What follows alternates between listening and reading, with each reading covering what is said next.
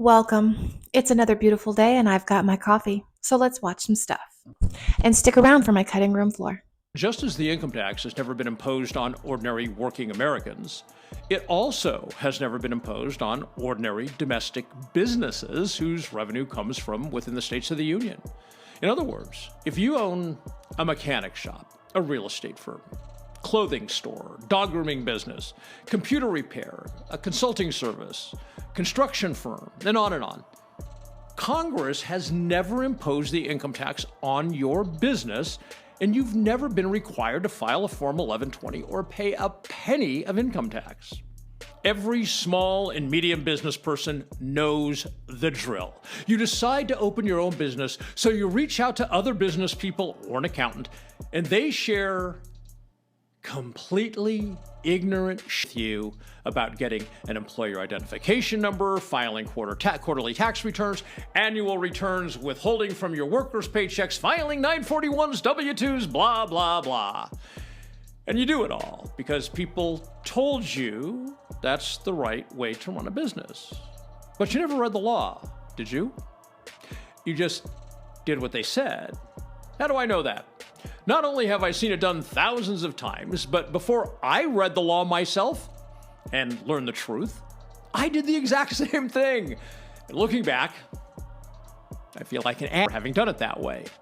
It was foolish of me, and it was foolish of you.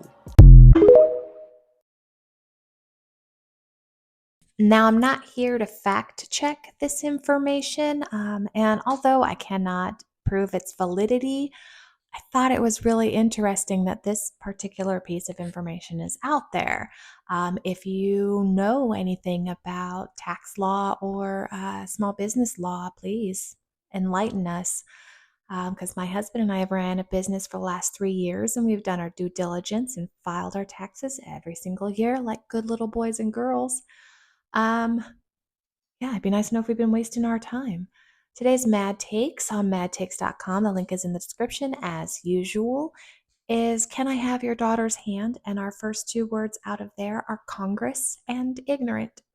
Ain't no way everyone here is a real person. Life is a simulation and a legitimate professor has proved it. James Gates, a theoretical physicist at MIT with 2 bachelor degrees and a PhD, found literal computer code embedded in the most fundamental building blocks of reality called strings. Now, string theory is a tough one, but I'm gonna break it down for you in a way that an 11-year-old would understand. So if you don't get this, hey, go back to grade 5, bruh. Alright, so we got my boy Einstein's theory of general relativity, which is basically just a theory of everything big.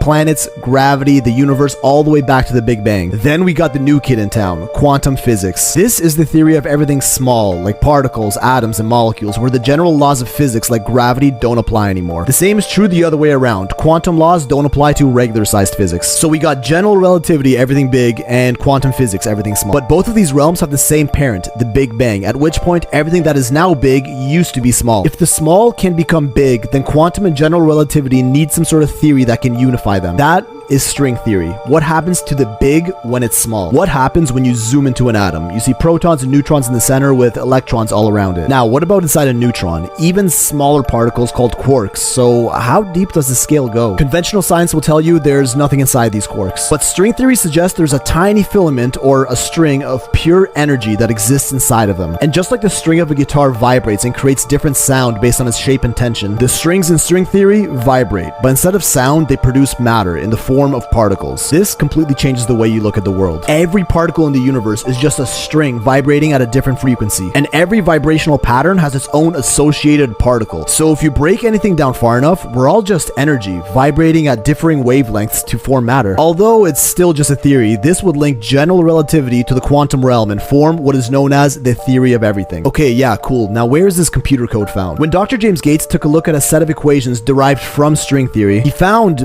binary code, error correcting code used for compressing data on a computer. A sequence of ones and zeros, the same code that is used by popular search engines, which according to him, who has a PhD in theoretical physics from MIT, doesn't just resemble computer code, it literally is computer code. Meaning, if we break matter and energy down far enough, we eventually find compressing computer code etched into the very fabric of reality. So, who wrote this code? Are we living in, dare I say, a simulation? I wish I was smart enough to understand that, like completely, like really get it, like to have it click. But I hear it and I get it and I can see it, but I don't understand how computer code can be found at the vibrating string level. So it's beyond that where I don't get it. I get that they're trying to say that it's a simulation, because beyond the string vibrating is computer code. No, I don't buy it. I don't buy it. All right, we got Zoom and string out of that one. Hey, I just wanted to take a moment and thank you so much for stopping by. I really appreciate you hanging out for today's coffee talk. If you're having a good time, maybe you'd consider hitting that subscribe button and come back tomorrow, because I'm making a new video every day. This is the size of the observable universe, and it's very small when compared to the actual universe. In fact, if the cosmic inflation theory is correct, then the actual universe is 150 sextillion times bigger, or in other words, a distance of this many light years. For reference, just imagine if you were the size of the universe, but then realized that the actual universe is the size of the entire world. It's that much bigger. And on top of that, what if a multiverse of this kind existed? It's something the human mind would never be able to grasp. And in the actual universe, we would be housing more than this many galaxies, which, for the record, is more than the amount of grains of sand on Earth. And to know that in just one of those galaxies lies hundreds of billions of stars, including the biggest star we know of, the Sun, and the planet we live on, Earth.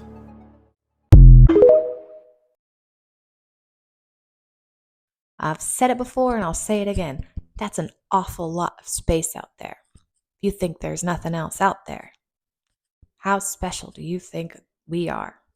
We're the only life forms. All right, so I run my videos random. I don't put them in any selected order. I just go do and then run them.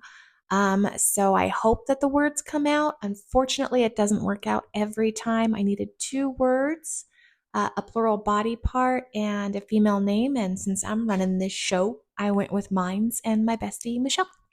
Somewhere on Earth, there exists an incredibly mysterious and terrifying place that has been rumored to be a horrific location, with even sounds resembling human screams. These sounds are attributed to the Kola Superdeep Borehole, and today we will explore this spot, often referred to as the Gateway to Hell. As early as 1960, during the Cold War between the United States and the Soviet Union, a battle for global supremacy emerged, and with it, an ambitious goal. In the 1970s, the Soviet Union embarked on an audacious project, drilling through the Earth's crust to reach its core. The initial drilling phase progressed smoothly, reaching a depth of 7,263 meters, making it Europe's deepest borehole at that time. However, during the second drilling phase, extreme conditions such as high temperatures and pressure within the well made the task significantly more challenging. The drill bits often malfunctioned and the pipes frequently broke.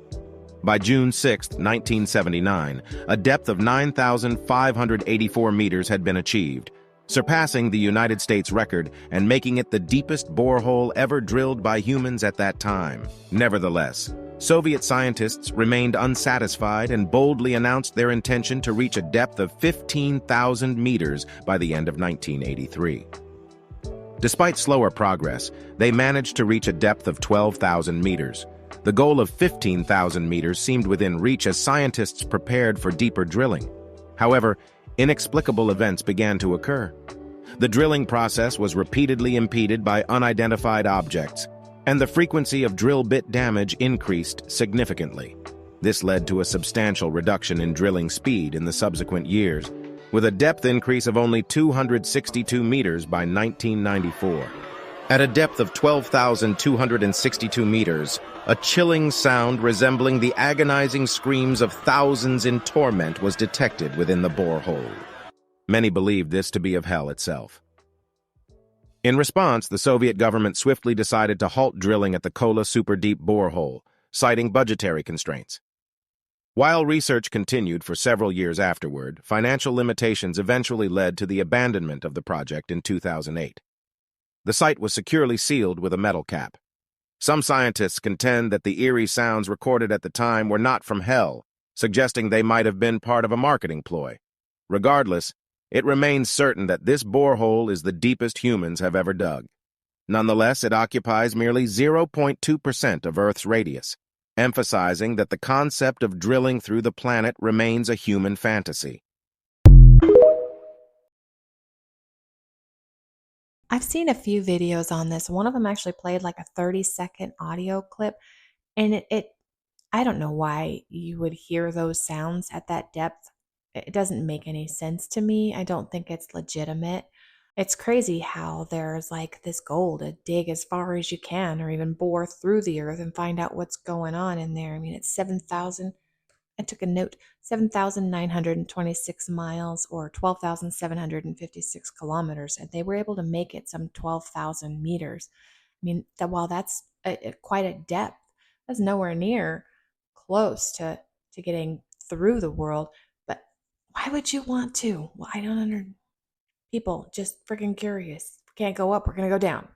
I pulled 3 words out of there. We got emerged, crust, and meters. If we zoom into an object, we soon get to the atoms. But if we keep zooming in, we find subatomic particles like protons, neutrons, and electrons. And if we zoom in even further, we can see the particles quarks and leptons. These are the smallest particles known to science. But string theory suggests that if we keep zooming in, we find tiny vibrating strings. What if I told you that the fabric of reality, the very structure of our universe, is made up of this tiny strings? That these strings, when vibrating, create the particles and forces that make up our entire universe. String theory is a revolutionary idea proposed by physicists, which states that the fundamental building blocks of matter are vibrating strings. These strings are incredibly tiny, with each one being a million billion times smaller than an atom.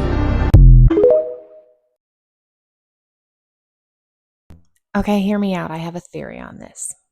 So as we look smaller and smaller, we have our atoms and protons and neutrons and all of that stuff. And then we get smaller into that. And then we're down to the strings, which are our energy, I believe, right? And what's smaller than that? You know, we're trying to look smaller and smaller. But what I think is bigger and bigger, because what if our planet and in our solar system is protons and neutrons, how they circle around each other around the nucleus, right? So what's bigger? What are we making up? Are we making up a plank of wood in some celestial being's house? Or, I mean, it wouldn't be wood. It's just what we consider to be wood in a house. It's just, I know it's hard. It's hard to explain, but you get me, right? I hope so. All right, so we got 3 words. We got find, universe, and physicist. If you guys want to learn more about the Pleiadians, I highly recommend checking out this book right here, The Pleiadian Agenda by Barbara Hand Clow. Oh man, are you ready for this one? I don't think you're ready for this. Let's talk about the Pleiadians. So the Pleiadian aliens are a benevolent species of extraterrestrials that do visit Earth quite frequently, and they look similar to humans actually, but they're 6 to 14 feet tall.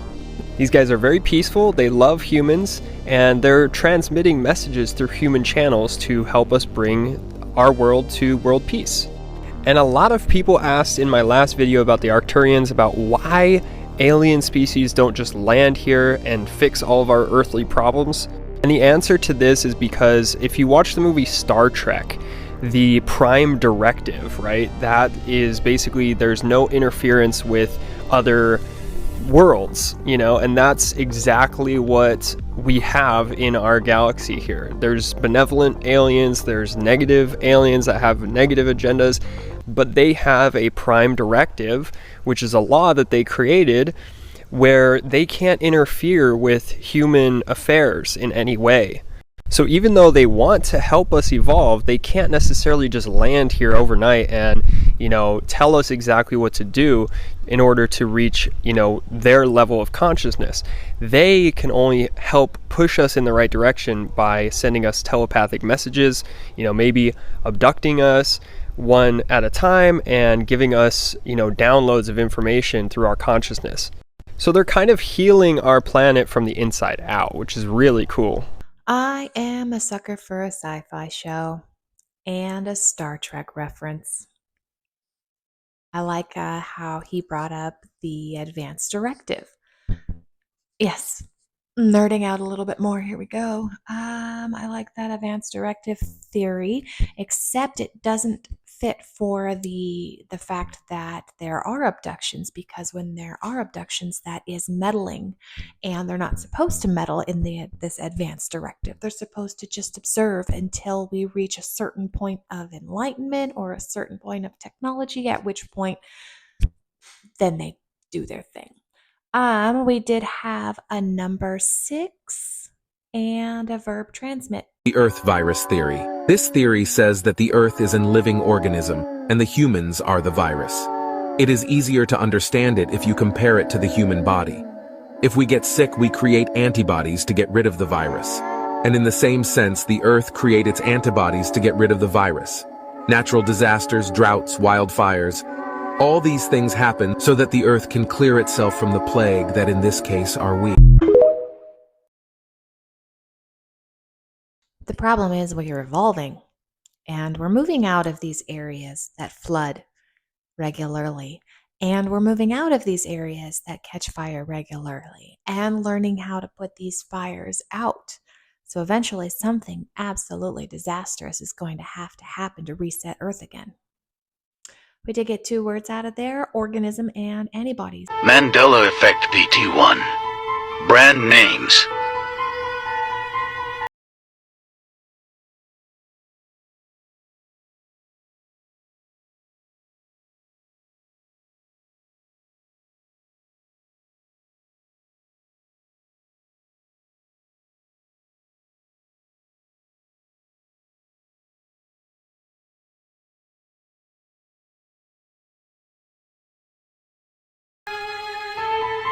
How many of those do you remember? In which way, right? So our story is finished. Can I have your daughter's hand? Dear Mr. and Mrs. Congress Ignorant. Off to a great start. Will you let me zoom your string? Oh, geez. Ever since I have laid mines on Michelle, I have emerged madly in love with her. Aw. I wish that she will be the crust of my meters, and that someday we will find happily ever after. I have a universe as a physicist and pay $6 each month. Wow. I promise to transmit Michelle with kindness and respect. Sincerely, Organism Antibodies. That one was pretty funny. We did all right. We did all right. Thank you so much for hanging out with me today. I really appreciate your time, and I hope to see you tomorrow. Have a wonderful day. Here's my cutting room floor. 3, 2, 1. It's another beautiful day, and I left it over here. I just did a whole commentary and I wasn't even recording. I'm not here to fact check.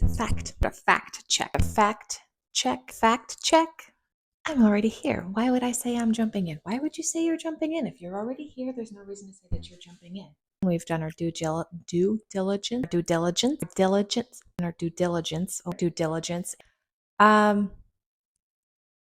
I didn't get anything because I wasn't paying attention again. It doesn't sound legitimate. I don't know. I have no freaking clue. I'm not going to pretend to understand. I don't know.